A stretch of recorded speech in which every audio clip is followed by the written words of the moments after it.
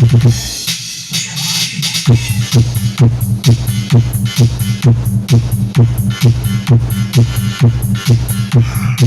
what's up guys, welcome back sa ating YouTube channel. Magandang araw guys no sa ating lahat. So nagbabalik naman po tayo sa ating sound demo setup. So ngayon guys, share natin dahil mayroong nagtatanong kung paano daw i-setup yung gamit niya na mixer, integrated amp at saka power amp. So meron siyang speaker, dalawang speaker na sub, tapos dalawang speaker na instrumental pang mid at saka tweeter. So tamang-tama, meron tayong power amp dito na Ace LX20. So ito yung i-demo natin. Kaya lang wala tayong instrumental speaker na pang mid. Pero meron tayong dalawang tweeter at saka dalawang sub na speaker. Yan. So samahan niyo ko guys sa demo setup natin ngayon, at saka kung bago ka pa lang sa ating channel at gusto mo itong mga ganitong content, huwag kalimutan mag-subscribe. Pindutin yung bell button guys sa gilid ng subscribe para lagi tayong updated sa mga bago nating demo setup tulad ito.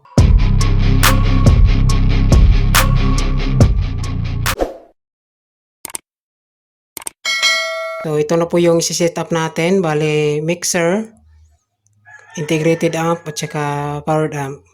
So ito na setup guys, ito yung stereo setup.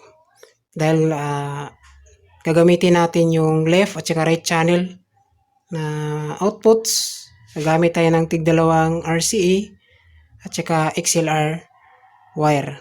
Yan. So bago natin simulan is ito muna yung gagamitin natin na sub, itong halimaw box. So pininturahan natin ulit. So kulang pa ng corner guard, tapos ito yung dalawang tweeter natin. So baka sa susunod is makabili na tayo ng pang-mid natin na speaker na instrumental. So ito yung mga gamit natin, speaker sub, tweeter, so mixer, integrated amp, tsaka power amp. So itong power amp, yung i-drive natin dito is yung sub speaker natin na pang bass natin. So itong integrated amp natin, ito yung pang mid at saka high. So the drive dito is yung instrumental speaker at saka tweeter. Yan. So yung setup dito is gagamitin natin is yung main left at saka main right. So gagamitin din natin tong PL type na dalawa kasi mag-stereo tayo. So yung gagamitin natin na mga wire, so dito sa powered amp is XLR yung gagamitin natin. So gagamit tayo ng XLR, ito XLR to RCA wire.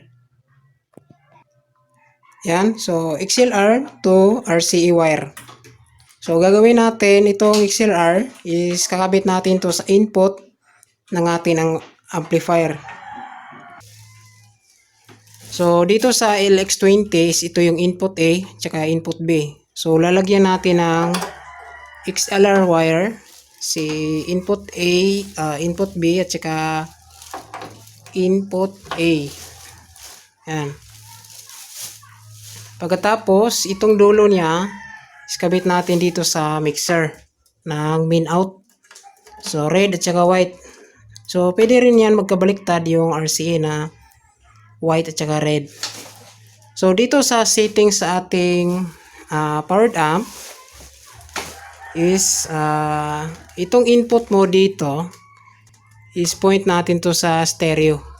Kasi stereo setup tayo ngayon. Yan. So yung gitna is mono or parallel. So dito sa gilid is ito yung stereo. Tapos dito is a low pass filter natin dahil gagamitin natin to pang bass. Yan. So kapag naka low pass filter tayo is nakaset siya sa pang bass frequency. Yan, parang crossover, nakaset na siya into 40 hertz. Yan. So more on bass yung low pass filter dito sa LX20 amplifier. So sunod tayo sa setup sa integrated amp. So dahil yung integrated amp, yung natitira dito is PL input, PL jack. So tamang-tama, meron tayong RCA dito na PL jack to RCA. Yan. So puro DIY lang yung mga RCA natin. So point natin dito sa PL jack input, left at saka right channel. Yan. So kabit din natin dito sa input ng amplifier. So sa amplifier is kabit natin yung left at saka right input. Yan. So naka stereo setup connection tayo. Tapos dito sa mga outputs ng ating amplifier, so dito sa integrated amp is ito yung pang mid at saka high natin. So pwede magkabit tayo dito ng instrumental speaker, isa dito at saka isa dito, instrumental speaker na pang mid speaker. Tapos dito sa gilid natin is ito yung dalawang tweeter. So wala lang tayong mid speaker sa ngayon. So dito sa baba, dahil ito yung pang bass natin, ito yung sub speaker na nakaload dito sa left at saka right channel. Yan. So ito yung setup ng integrated amp at saka power amplifier. So dito sa input, so pili lang tayo sa connection natin na input. So dito sa atin, naka-select tayo sa line 1, line 2. So pwede rin line 3, 4 to 5. So depende lang yan sa atin. So gagamit tayo ng PL jack RCA. Yan. So kabit natin yung RCA dito. Yan. Papunta sa ating laptop or cellphone. So dito sa ating setup is gagamit tayo ng cellphone. Yan. So ngayon is patunogin na natin yung setup natin. So unahin natin si mixer. Sunod natin si integrated amp at saka powered amp. Yan. So kailangan kapag mag power on tayo ng amplifier, kailangan naka off volume yung lahat. Yan. So dito sa ating powered amp, isiset na lang natin to dito. Lagay na lang natin sa ganyan. Tapos yung integrated amp natin is na ganun. So unahin na lang natin patunogin si powered amp na pang bass natin. So volume din natin dito yung master volume ng mixer.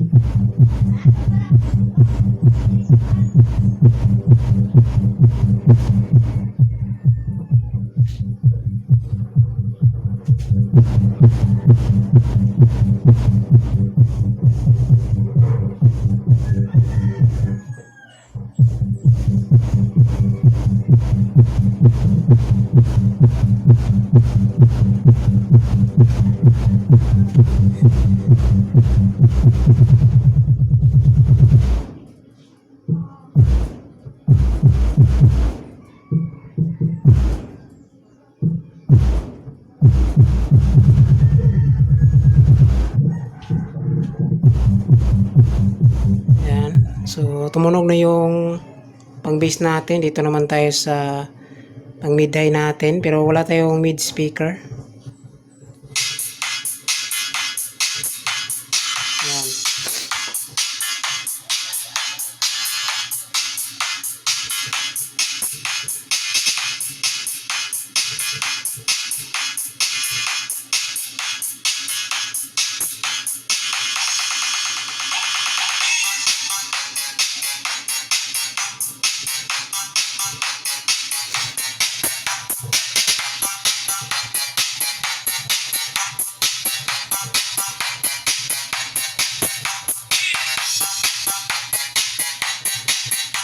Yan, so malakas yung setup na yan kapag meron ng mid speaker na instrumental.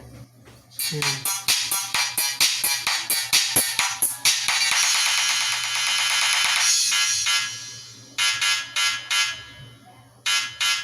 So, pagsabayan na natin yung tunog.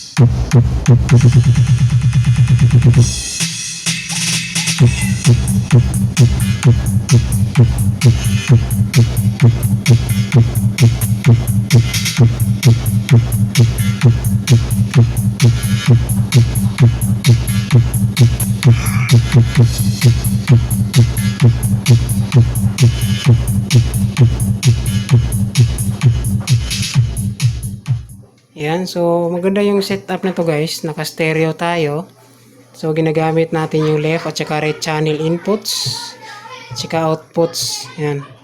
So yan lang po guys, no, sa setup ng mixer, isang integrated amp at saka isang powered amp, naka-separate yung bass at saka mid-high natin. So wala lang tayong mid na speaker. So same lang yan guys as ginawa natin. Yan. So dito lang natin tatapusin yung video. Sana meron konting tayong kaalaman sa video natin ito, lalong-lalo na sa mga nag-request at saka baguhan na napunta sa channel natin. Yan. So maraming salamat mga guys sa panonood. See you in my next video. God bless. Ingat po tayong lahat.